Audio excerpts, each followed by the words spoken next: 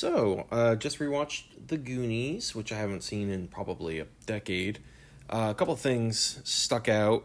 Seeing it again as an adult after not really watching it since I was a kid. Definitely lots of screaming.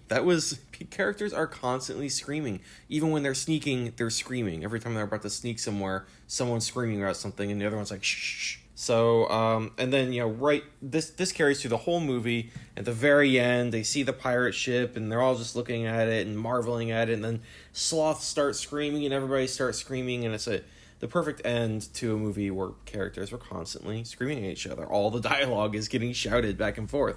So that stood out. The difference between PG in 1985 and PG in, now was significant. It does lend a bit of credence to the old baby boomer, millennials are spoiled and they're spoiling their kids and participation trophies and you're all soft. The kind of last generation being like, now I'm that generation. I'm the generation of like, these kids are wusses. Back in my day, we had the Goonies and that was only PG. And yeah, you see, dead cops with bullet holes in their head in this PG movie.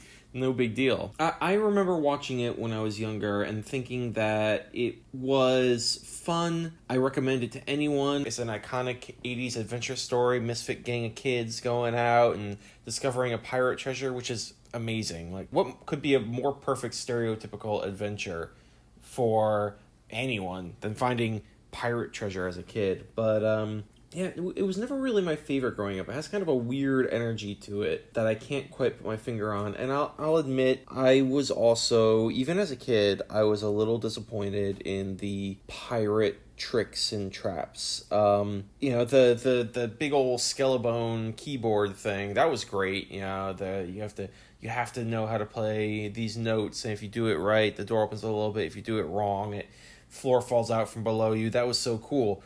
But other than that, most of the traps are them, like, falling through holes. Or they're just triggering traps constantly, and the consequences aren't that bad. Like, they just get away. I thought it would have been cooler to have better tricks and traps and technique to find the pirate treasure, but everything else is fantastic, and I do recommend it. It definitely fills that is iconic of a genre of the 80s adventure film genre. Maybe not one of my favorites growing up, but I was into that really weird stuff like Dark Crystal and Labyrinth. I like the really kooky things, so maybe that's all it was. Definitely check it out. And if you haven't seen it since you were a kid, I recommend trying it again. It's still fun, and it might be more fun even to look at it from a different perspective. See if you notice anything different stood out to you than stood out to me.